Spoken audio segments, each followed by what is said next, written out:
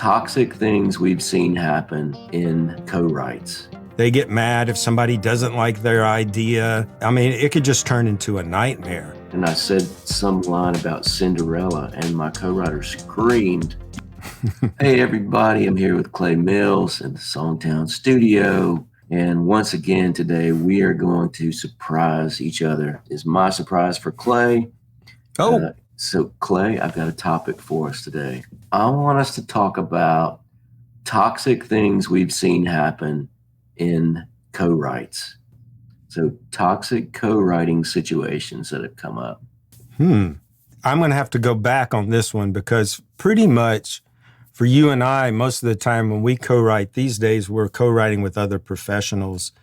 Or if it's someone like that's coming up through SongTown that wins a co-write in one of our classes or something, they've heard us talk about co-writing. They've kind of know the ropes, you know? And so I have to go back to, some early days to, and I could probably say I'm guilty of a lot of those things.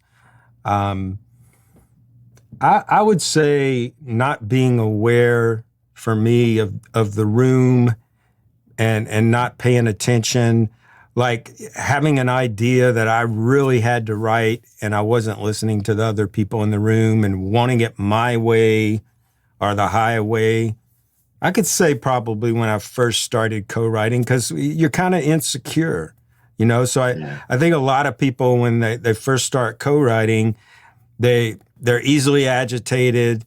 They get mad if somebody doesn't like their idea. I mean, it could just turn into a nightmare, And so I think pretty much just not reading the room, I think that's a big thing for me. I don't like to see people come in and just kind of try to railroad everybody into writing the song that they want it exactly like they have it.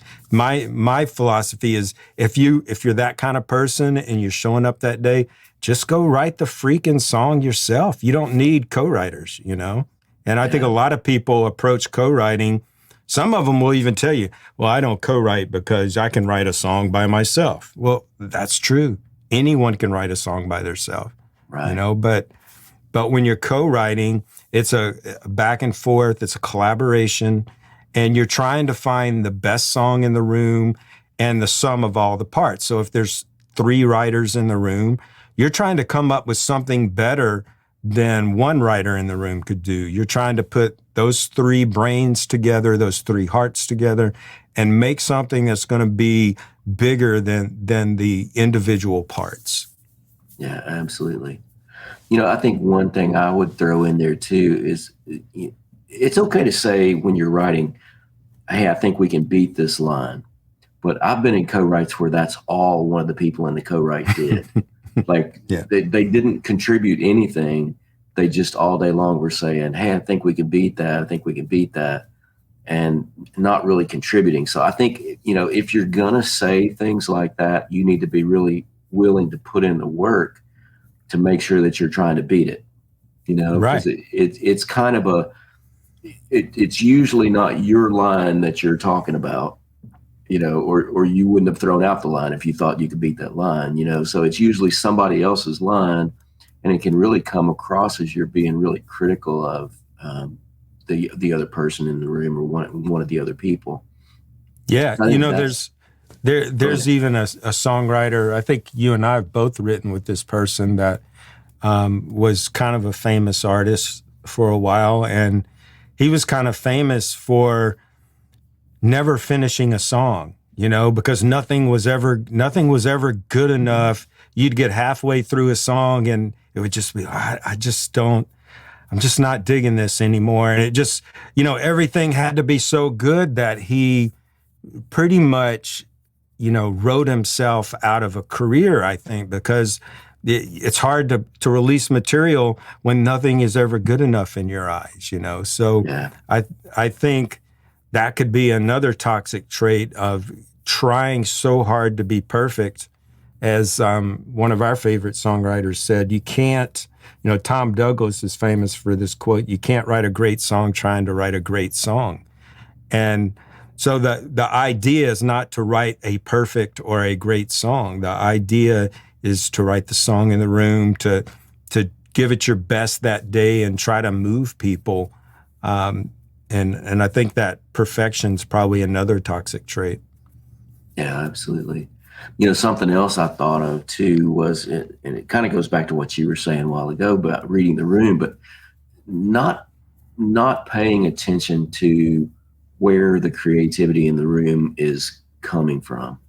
It's kind of like you've used this example before, but it's like if you're playing basketball and one person just can't miss and you never throw them the ball. Yeah. It's that kind of thing. So when you're in a co-write, if creativity's flowing, don't feel like you need to interject and interrupt it. There's plenty of times where I just shut up and I let my co-writer go. If they're on a roll, I'm just trying to record it. I'm typing what they're saying. And I don't feel like, oh no, they're thinking Marty's not doing anything. I just wait until they get to a stopping point, and then I jump back into the discussion. So I think, it's really important to pay attention to where the creativity is coming from, where that creative flow is going, and how you can help it along, but also how you can not get in the way of it. Yeah. That's something important to pay attention to. You said a good thing, that triggered a memory for me, kind of a painful memory. But the first time I was in a situation where I was writing with a world-class songwriter early in my career, and I showed up and I would throw out a line and they never responded. And I just kept, it's easy to turn on yourself and go, gosh, that person's going to think you're not a good writer. That person's going to think you're an idiot. Why did you throw out that stupid line? And, I think it's so easy to sabotage yourself in a co-write. Another time I got an opportunity to write with a young artist who had a record deal in Warner Brothers, 12-year-old artist.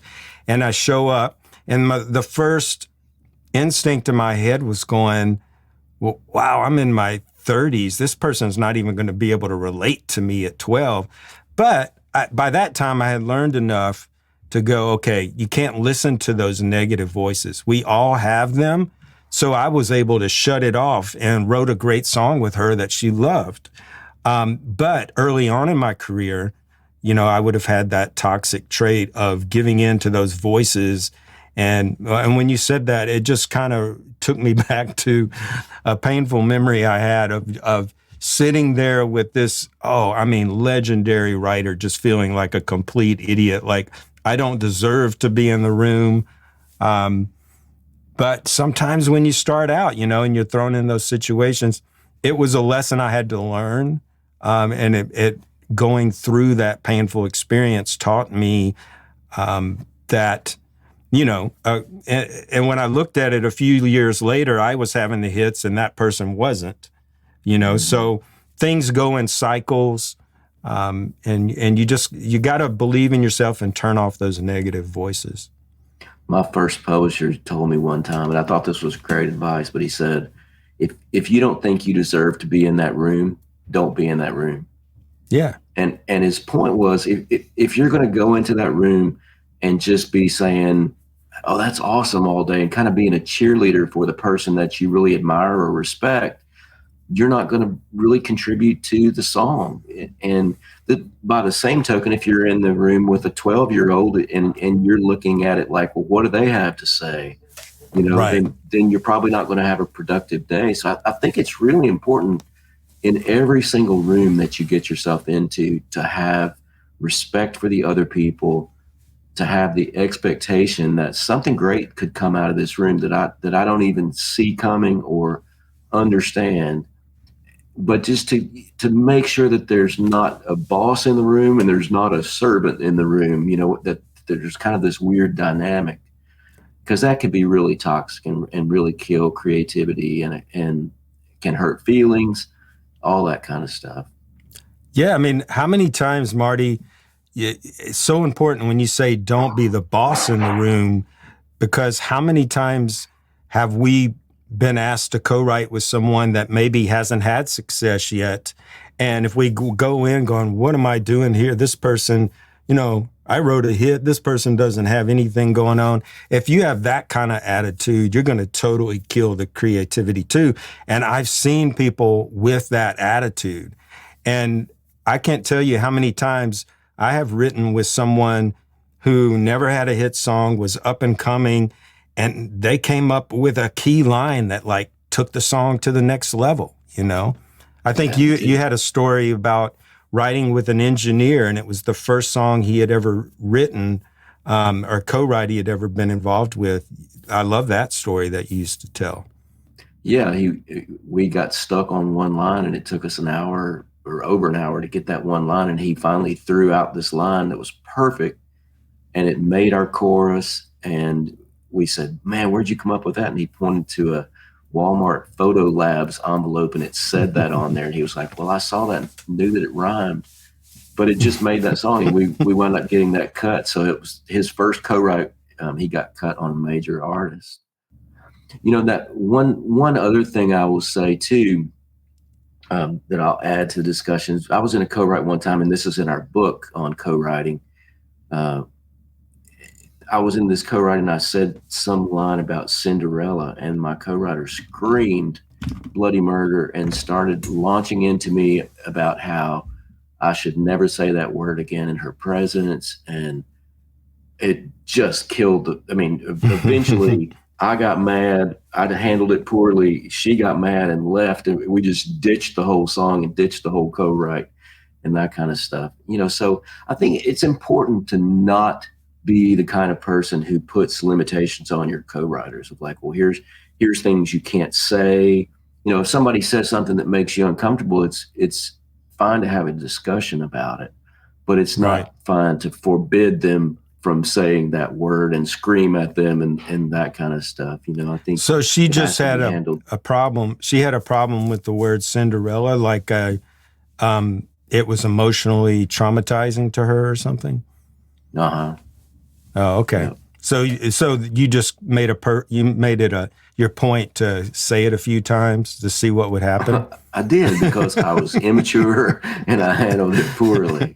Yes. While we're on this topic, my last discussion I was going to have on this was to have some true confession time. So I want each of us to share something toxic we have been guilty of in co-writes, and I'll share one in other than that one about like basically running her out of the room.